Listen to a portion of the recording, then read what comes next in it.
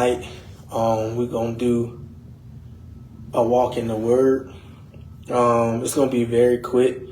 And to be honest with you, I want to give you like two different teachings, or two different walks, two different paths. There you go.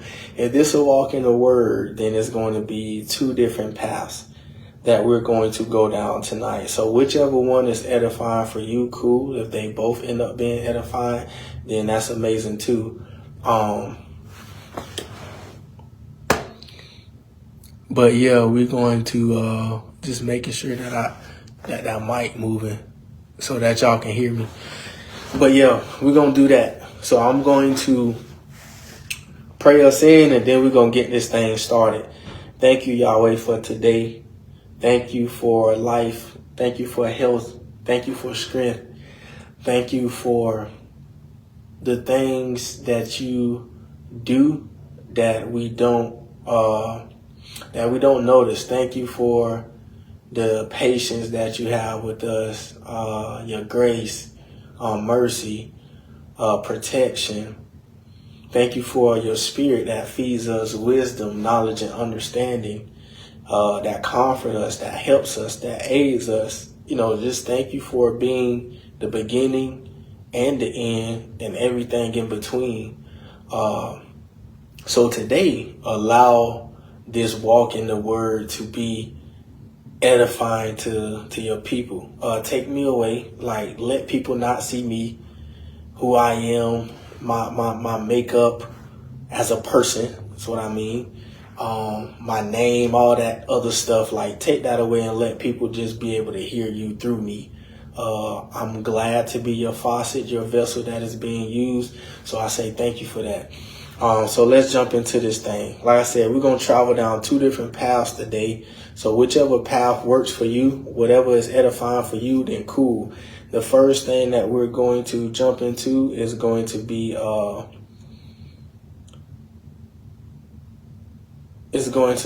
Timothy, 2 Timothy 4, 3 through 5. 2 Timothy 4, 3 through 5. And these scriptures, I'm going to read them, but then you also go back and read them. After you take your notes and put your notes together with what you read, ask God's Spirit to give you revelation of the Word, so that it become alive for you, so that it can become fruit for yourself. But 2 Timothy chapter 4, verses 3 through 5. All right. For a time is coming when people will no longer listen to sound and wholesome teaching. They will follow their own desires and will look for teachers, pastors, preachers, ministers, apostles, bishops, deacons, deaconesses. Did I say ministers? Ministers, reverends, Facebookers, YouTubers, social media gurus. Yeah, they will look for all of those people who will tell them whatever their itching ears want to hear.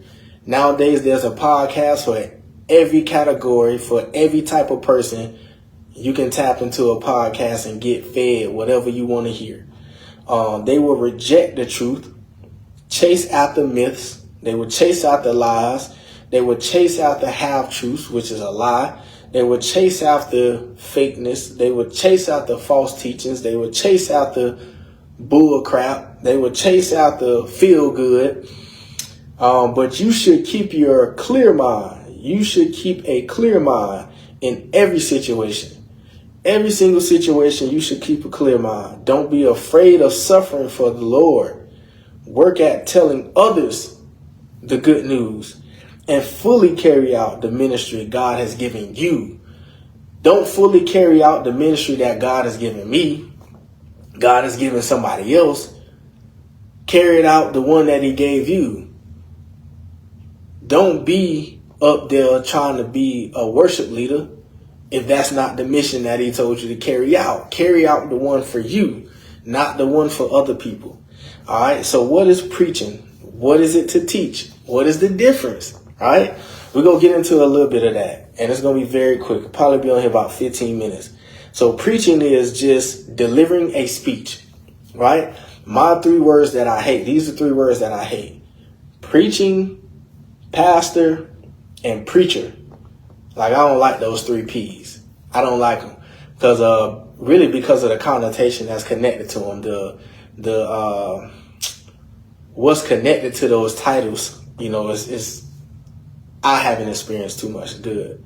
But you'll understand that why as I get through this. So teaching involves knowledgeable interaction. Bible scripture verse keeps people from opinions and wrong living, right? Preaching is a vehicle for doctrine, which is teaching, but not the sole purpose for saving you. So what does that mean? What it means is that I can preach to you and it'll sound good to you. It'll probably even make you feel good. Thank you, Kendall, for putting that in there. 2 Timothy 3. 2 Timothy chapter 4, 3 through 5.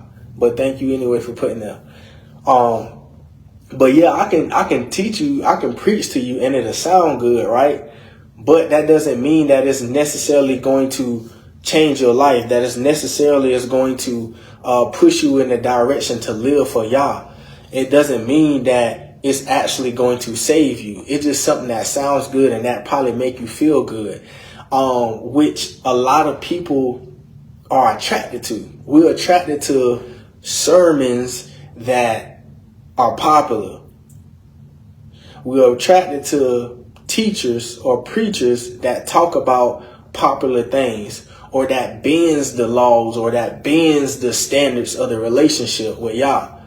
So we're attracted to that stuff. We're attracted to it's your turnaround season. We're attracted to you're going to prosper with everything you do. We're attracted to turn around 3 times and $1 million going to jump in your bank account. We're attracted to when you leave out of here next month, you're going to receive a brand new car. We're attracted to he rose on the 3rd day with all power, and the church be going crazy. Oh, as if they ain't heard that 2.3 billion times.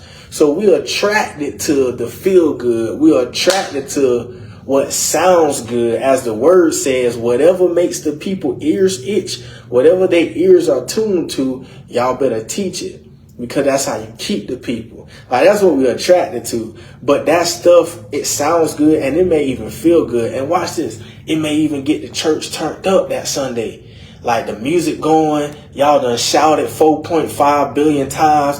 People sweating. This lady wig sideways. The deacon done came out of his fake alligator shoes. People running all around the church. They putting blankets out on people. Like, the little kids in the back laughing because they don't understand. And people will go home and say, church was turned up today. We showed out. But the real question is, how many lives were saved? The real question was, what type of liberation took place? The real question is, did this man say anything that you can apply to your life that'll actually help you when you're in the middle of that storm? That's what the reality is. The reality is that's not what's happening, because we got so many preachers, or we got so many false teachers. So teaching gives liberty to false teaching. Preaching is only about making people feel good, but it doesn't liberate. So your life is a doctrine. Your life is a teaching. So what are you teaching people? Your life that you live is teaching people something. You know why? Because, thank you for that. You know why? Because people are watching you on Facebook. When you at Wawa late night, people see you. When you heading to work, I remember one truck worshiping, and this minister pulled up beside me, and she was blowing the horn, and I was, I had my music blasting, and I was like, I was locked in, and I finally looked over and I'm like, oh, what's going on? Right. And I'm like, dang, that's crazy. People paying attention to you when you don't even think so. So what are you teaching them? Like, what if I would have been, what if I would have been doing something that I probably shouldn't have been doing? What if what if I didn't have the perspective of, man, I live in a glass house? Like, I could have taught that young lady something that I didn't even know she was being a student to. That's crazy. So what if your life is a doctrine? What are you teaching people? Be an example to believers in the world. Out of abundance, the heart speaks. Out of abundance of the heart, the mouth speaks. There we go. So out of the abundance of the heart, the mouth speaks. So here's what I'm saying. The things that you do, the things that you say, that's really who you is. And the thing is about it, you don't have to trip about it. Because as you continue to live the standard, like, certain stuff should be revealed about yourself. And it's not for you to like get all bent out of shape about. It's for you to realize it, like, dang, I'm really a liar. Like, I just realized this day I'm a liar. And I got to do something about that. Because in his word, he tell me I shouldn't be a liar. Like, whatever that thing is, whatever comes out in your actions and your words, like, it was so abundant in your heart that it came out. So don't trip about it. Just change it. How do you change the heart?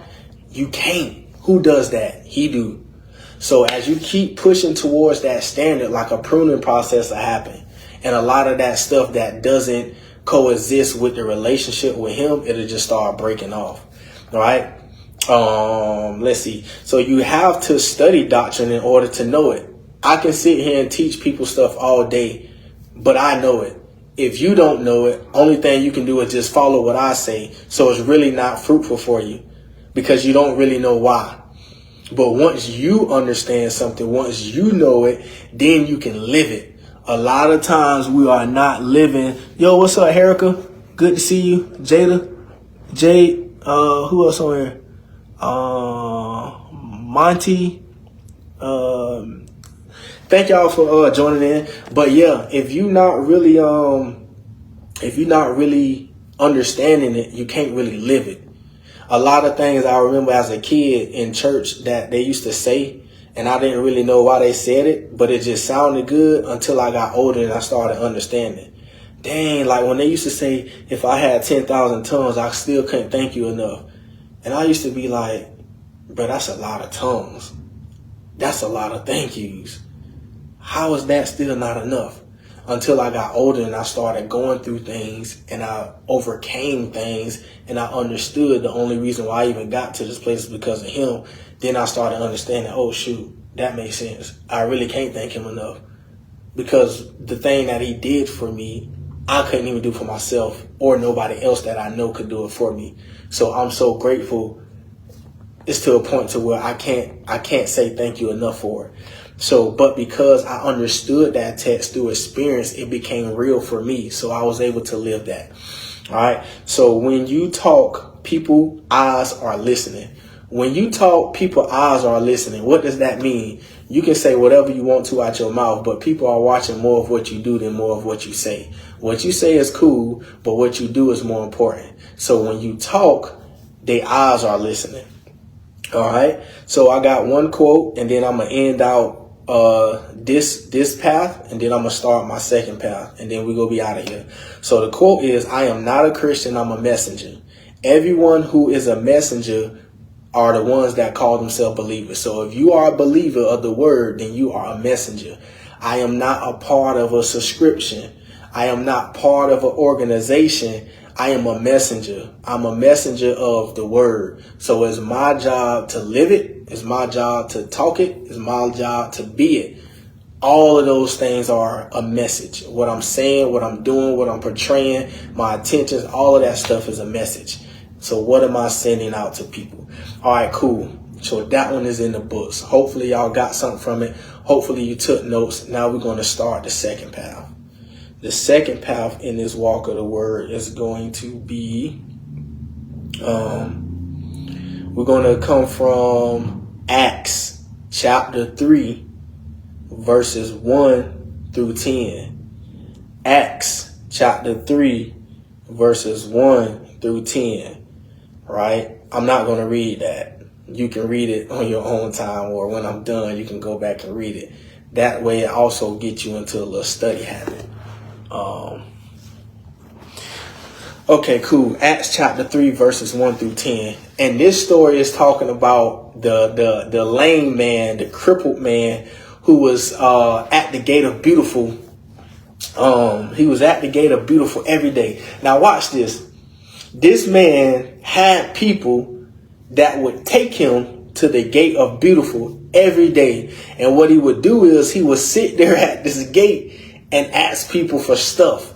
In the word, it says alms. I think it's spelled ALMS.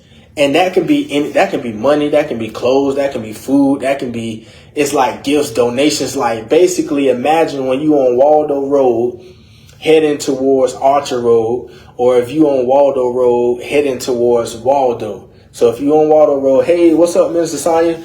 Good to see you checking in. Right now we're on the second path on Acts chapter 3, verses 1 through 10. Acts chapter 3, verse 1 through 10. And it's always people up there with signs, and they're asking for stuff. They are the same people. That's the same correlation of the crippled guy sitting at the gate, asking for alms. So as I read the story, he's sitting there, he's at the gate of beautiful, but he never entered into the gate. And it's so funny, he never got past the gate. And it's so funny, I was like, man, how much stuff in our life that we think we are experiencing beautiful. Like we think we really experiencing the full experience of beautiful when really we just at the gate. Really, we just we just admiring beautiful. We just gazing at beautiful, but we ain't even experienced all of beautiful. We just getting a little piece of beautiful. Why? Because we was crippled. And I'm not talking about with our legs. I'm talking about we are crippled with our minds. See, the crippled guy, he wasn't only crippled with his legs. His mind was crippled. His belief was crippled. His faith was crippled, right? His perspective was crippled. So because all of those things was crippled, the only thing he can do is ask people for things. Now watch this. Super. He only can ask people for things, right? So watch this. Even when you on Waldo Road or Williston Road, whatever y'all want to call it, on northeast side of Gainesville, and you see them people holding up the signs, when you on Archer Road and you see them on the little median holding up the sign, watch this. The sign, they're never asking for the things that they need. Never. They never asking for the things that they need. This man was sitting at the gate of beautiful every day asking for stuff that he didn't need. So my question to you is, what sign are you holding up to Yah? What things are you asking Yah for that you really don't need? You asking him for stuff that's really not going to solve your problem. Because here's the thing, and I tell my daughter all the time, every time we pull up, right, and she see one of the people standing out there, she go to pulling my glove compartments and go to looking for my change and my loose dollars in my truck. And I say, you better not. We not giving them no money. Oh, Lion, that's so messed up. No, it ain't. A man that don't work don't eat. You got full ability. And then this is what I always tell her, and I take her to the scripture. I says, all we're doing is adding to their crippled situation. Every person that gave that man alms added to his crippled situation. They added to his crippled hope. They added to his crippled faith. They added to his crippled belief. Every person that gave added to his trouble, added to his situation. They did not change it. They did not help it. If he got $100, guess what? He was going to be back at the gate of beautiful again, asking for more stuff. If somebody gave him a bag full of clothes, he was going to be at the gate of beautiful the next day, asking for more stuff. Giving the things that he was asking for was not going to change his situation. But because his perspective was crippled, he couldn't ask for the right things. My question when I read it was, why wasn't he asking people, hey man, can you help me walk? Hey man, can you fix my legs? Hey man, do you know a doctor? Do you know a person? How can I change my situation? He wasn't asking for that stuff. So when you in your privacy and in your intimate moment with God, and you in your little zone, what are you asking him for? Are you asking him for a Band-Aid to go over your open wound? Or are you asking him for ointment? Are you asking him for stitches? Are you asking him for something that can really change your situation? So then my boy Peter and John, they scrolling. They scrolling up to the gate. They swagging up to the gate. And they see my man sitting there. And guess what? He asked Peter, hey man, you got some spare change? Hey man, you got, a burger? You got something? Like, what's up, man? I'm hungry. Like, I need this. Right? My boy Peter say, hey, I don't got no money for you. Peter did what I be doing. I don't got no spare dollars for you. John, I'm not giving him no spare dollars. So we ain't doing that. I don't got no change for you. I don't got no silver for you. I don't got no gold for you. But what I do got for you, I'm going to give to you right now. What I do got for you, I'm going to give to you right now. I can't. Hampton. Thank you, Hampton, for tapping in. I ain't gonna butcher your first name. But, yeah, I don't got that for you. But what I do got, I'm gonna give it to you. And he told him, matter of fact, I think I'm gonna read that one. I'm gonna read that scripture so we can, so we really can, get the perspective of that one. Nope. Let me find. I'm pulling it up. Acts. Cause I already done read this so many times.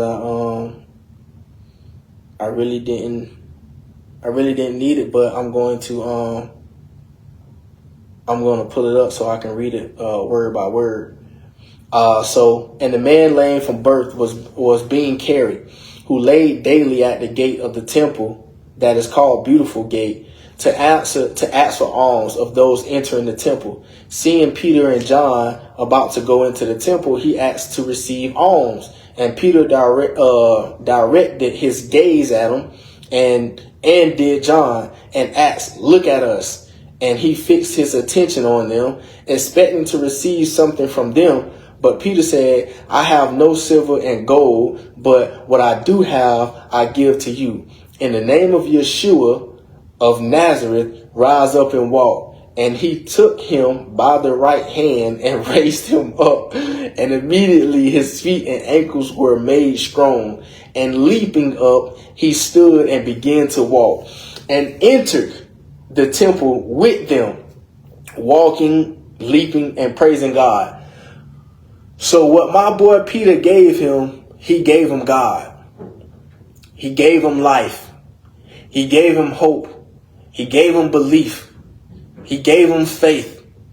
He didn't give him silver. He didn't give him gold, because Peter knew if I give him what he's asking for, he going to be back. And I don't want him to come back to the same situation. Fonzo, I don't want you to come back to the same situation. So what I'm going to give you today, you're never going to return to this same situation unless you choose to. Unless you choose to be able-bodied and come back to this same spot and lay down daily begging. But what I'm going to give to you today is going to change that. And Peter gave him those things. He gave him those things. And immediately, once the guy entered into the gate, and it said that he was praising God. So we understand his perspective of hope was changed. His perspective of faith was changed. His perspective of belief had changed. His situation had changed. His mind was different.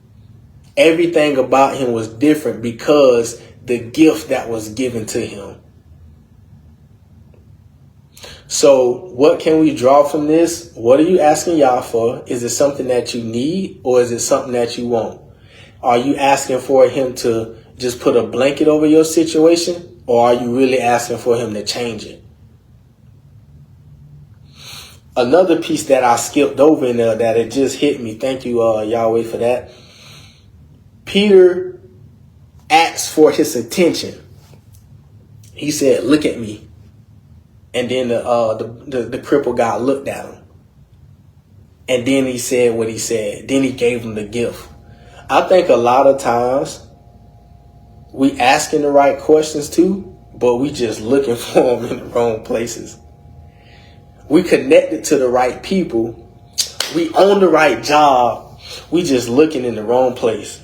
We got the right person that's for us. This really is your wife. This really is your husband, but you just looking at other places. A lot of times we don't focus on who's in front of us. Even when we in service, we don't focus on really what's going on. And we be missing healing, we miss blessings, we miss the word, we miss knowledge, we miss everything because we paying attention to everything that's not right.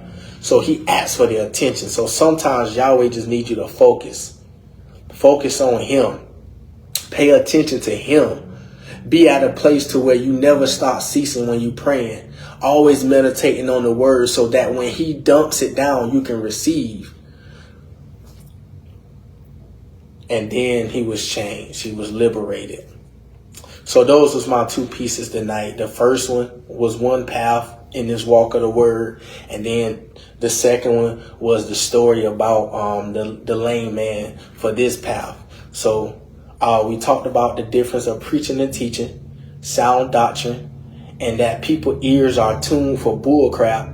People's ears are tuned for feel good. People's ears are tuned for things that just doesn't change their situation because we done got so hyped and so connected to the preacher versus being connected to the teacher. Because when you learning something new, especially the first part of that learning is always sometimes frustration. You got to wrestle with it. When you learn the algebra, geometry, English, whatever it is, sometimes you got to wrestle with it. Jasmine Nicole, thank you for tuning in. Sometimes you gotta wrestle with that thing. So don't expect the teacher to always make you feel good. Some of these teachers ain't gonna make you feel good, but that's actually good. Because when you feel some type of way, that means something working. It's something in the inside of you that said, ooh, I don't like what he said. The lion be tripping. Okay, I'm tripping, cool. Go figure out why. Go figure out why. So that's the difference between preaching. Because I could have got on here and said, everybody that tapped in tonight, God said you got a blessing coming. And I want you to know that you are a conqueror. And that every situation you face, you go breeze through it easily. And nothing's going, hey, look, your enemies go be your footstools. I could have got on here and told y'all all that good stuff. And y'all would have ate it up. But is that really true for you and the time and the season that you in? I'd rather just teach you something that you can apply. And then the second one was the crippled man. Your life, your circumstance, your hope, your faith, your belief may be crippled, but guess what? If you receive the gift of God, you don't have to worry about being crippled no more. You will have the ability to walk into the gate of beautiful and really experience what beautiful is. So that's it for tonight. Hey, look, y'all, check it out. Transformation Bible Vision Ministries, 500 Northwest 34th Boulevard. You gotta come. The serious thing is we need people, right? I remember the story of Gideon where 30,000 went home and only 300 conquered the city. So we're not looking for everybody. We looking for people that's for real. People that really want to learn. People that's tired of sitting on their gift, tired of sitting on their call, but they want to actually serve. They want to be out. They want to do for God. Like that's what it is. They ain't looking for everybody, looking for the right people. So if you feel like you can learn at transformation, you can grow at you really want transformation, man, meet us 500 Northwest 34th Boulevard. At what time, Lion? 11:20 a.m. And then if you're an early bird and you want that Sunday school, come at 10:20. We go be there popping too. So y'all, come receive the word, receive a blessing. Other than that, I think that's it. Oh, like this video, share the video with somebody. Even if you ain't like it, share it. I take all public. I love all of it. So share it. And thank everybody for tuning in. Pastor P, Mother Lynn, thank you for the opportunity. Thank you for the platform. Safe travels wherever y'all are at. I'm going to send y'all off with a prayer and a blessing. Thank you, Yahweh, for this day. Thank you for life, health, and strength. Thank you for the people that tuned in. Thank you for the people that's going to watch this later and receive something from it. Let the words that you put into me go out to the people and bless their minds, bless their hearts, and bless their situations and give them your perspective of their situation. Allow them to know what it was. I think 1 Corinthians 10:13. You're never going to put nothing on people no more than they can bear. You're going to always find them an exit, and you go get through it with them through everything. So, dear Heavenly Father, allow them to feel that, allow them to understand that and know that. Continue to use me as your vessel. I send them off with blessings of peace. I send them off with blessings of protection. I send them off with blessings of wisdom and understanding of your word. And I send them off with revelation of your word. Let it get rooted in them so that they can produce fruit, so that people can see the change within them, the same way people seen the change with the crippled man. In your son name, Yahshua, I pray. I say thank you. Therefore, lion I roar, lion I'm out.